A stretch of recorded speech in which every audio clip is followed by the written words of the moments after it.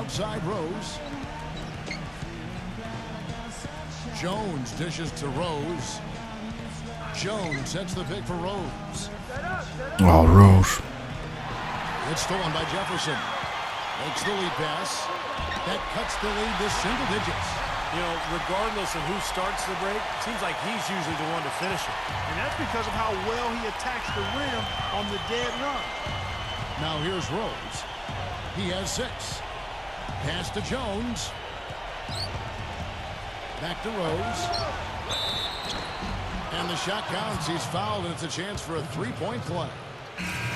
You know, his ability is matched only by his energy, guys. I mean, he's usually in the middle of everything for his team. The Bulls making a switch here.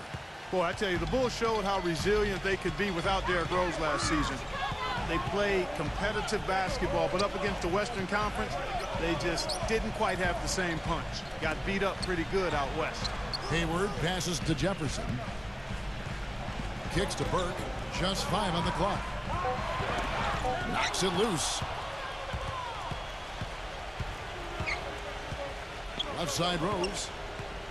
Butler on the way. Snell. Nice jump shot. Good. 10 points for him.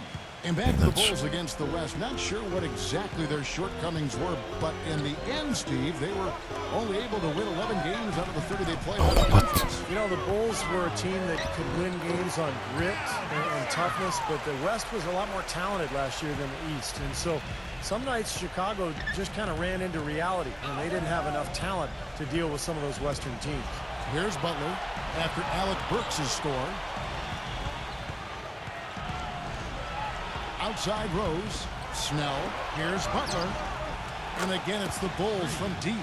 I like the way they've played here in the first half. Just an intelligent floor game, getting good shots. Numbers certainly back that up. They're shooting a much better percentage. Works with it. Jones covering. And there's the foul. It'll go on the captain. Yeah. That's foul number 2 for him. Chicago making a switch here.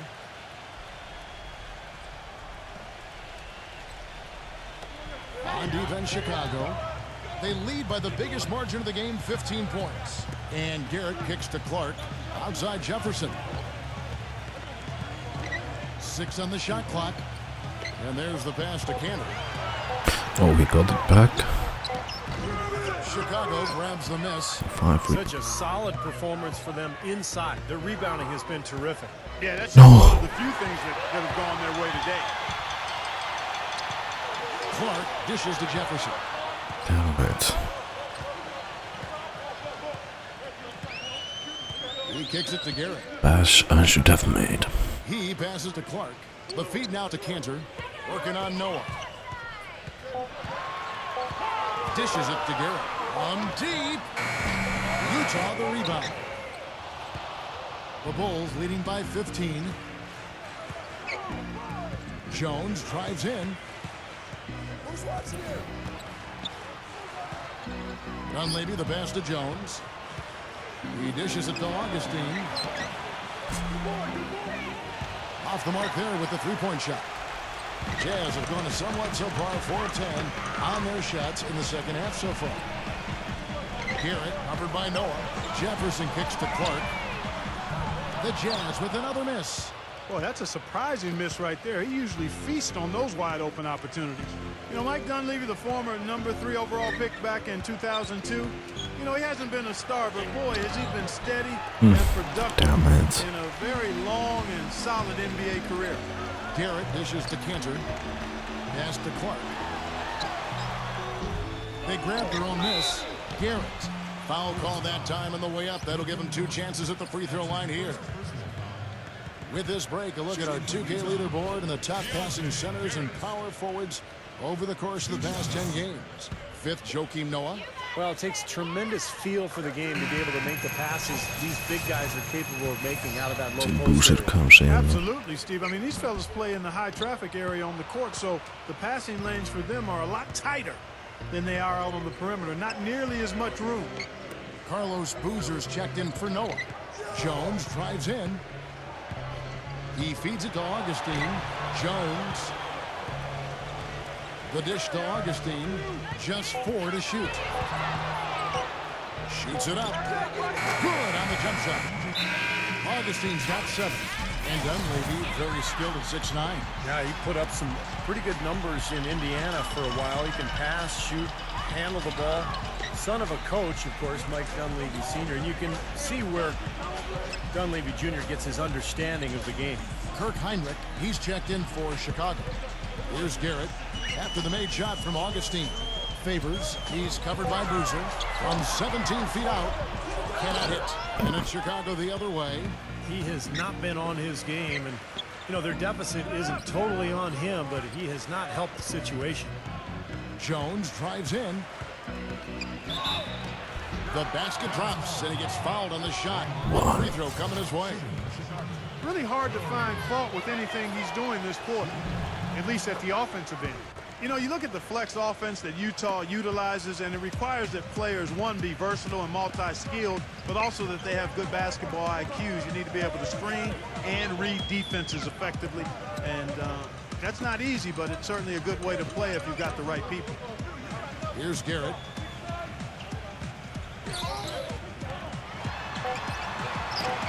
God. And here's Augustine. And Clark, back to that flex offense you were talking about. Some players come into the league with the bad habit of standing around when they don't have the ball. Steve, that's not going to cut it in the flex. No, it keeps you moving. It keeps the ball going. A lot of screening and cutting. It's a great offense, and it's difficult to cover. But I like what you said. It teaches the young players how to play as well. Jefferson, defended by Jones. Clark, some tough offensive sets. They want to turn it around. Yeah, they need a basket just to regain some momentum here, Kevin. And let's now go to the sideline. We'll catch up here with Doris Burke. Doris? Gentlemen, in a lot of ways, Joakim Noah is the heart of this Bulls team. Coach Tom Thibodeau said, quote, he's an all-star, and I can see him winning still leading. Defensive Player of the Year. But the most important By thing nice. is he plays to win. Come on, Henrik. He can have 5 points, 10 rebounds, and 4 blocks, and he's happy because we won.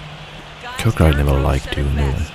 He's a warrior, and everybody is following him.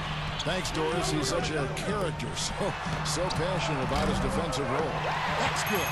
That is not enough coverage. Got to do better than that defensively. Basically, no coverage. I mean, defense did not look very good there. Heinrich off a pick from Jones. Off his foot. And the rest Stop whistling kicking a the ball. kickball. This is not Chicago football. making a switch here.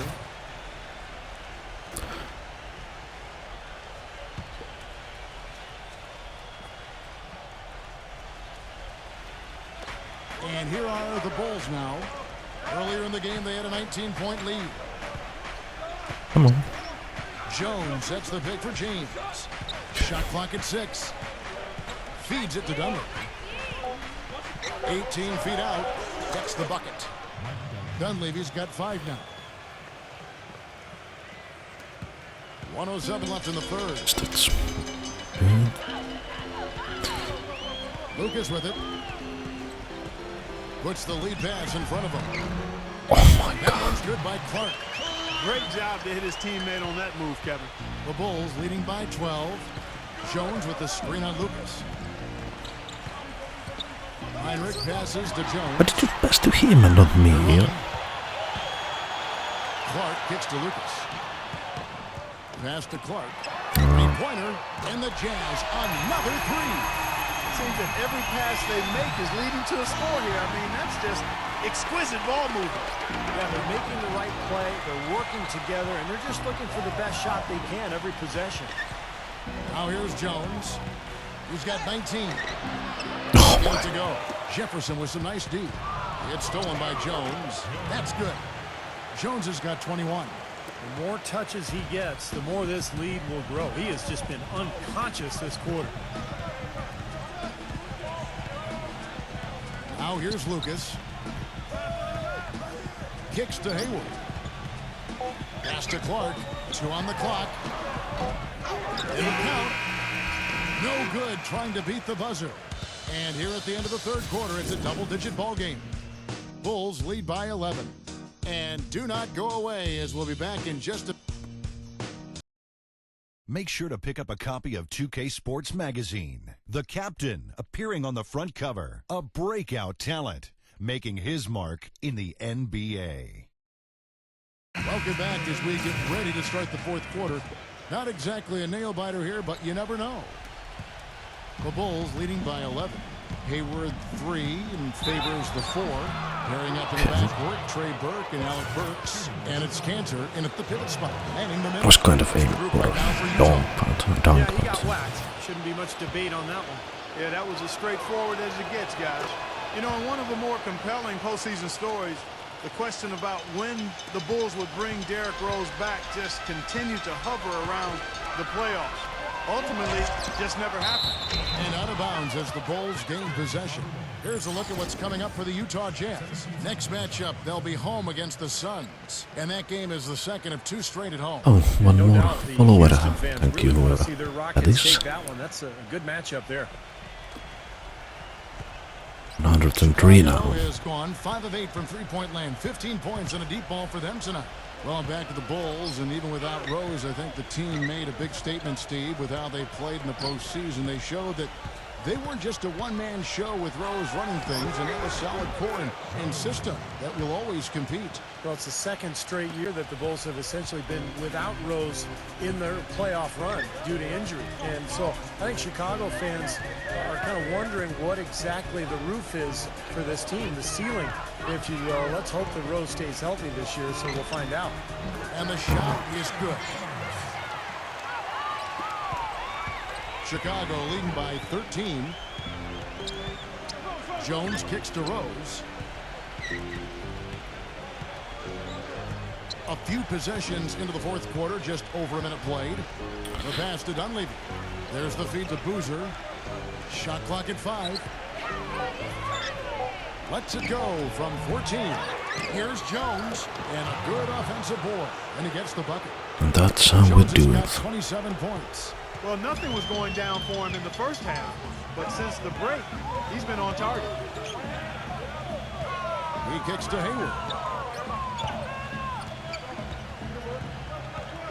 He passes to Burke. Fires for 3. Gets hauled in by Noah. Noah's got 5 rebounds tonight. Jones kicks to Rose. The shot no good. Some solid defense from Favors. Jazz trail by 15. Burke with it, and Rose picks him up defensively. Favors dishes to Burks.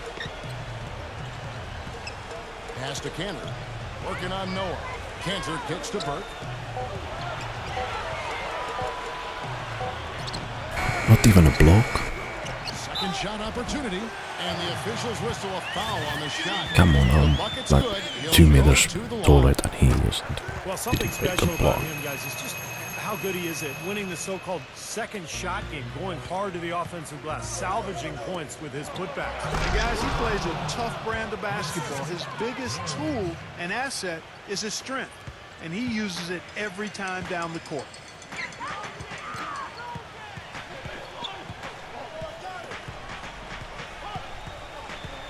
For those just joining us, fourth quarter here. We're just over 2.5 minutes into it. Some solid defense from Rose. Some rugged defense there against one of the stronger finishers in the game. Double team on Rose. Dishes it to Dunleavy. Dunleavy gets a screen from Jones. Dunleavy's shot is off. Boy, we don't see that too often. No defender on him, and he just blanks the open jumper. Here's Cantor. Beautiful dish, and the layup goes down. You know, if you were only looking at the way he's played offensively, you'd think his team would be ahead.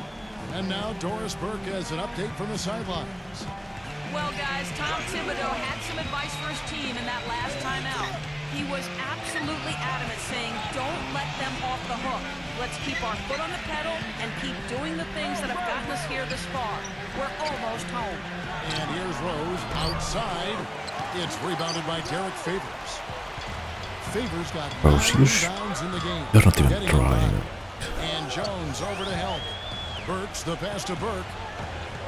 He dishes it to Favors. He feeds it to Burke.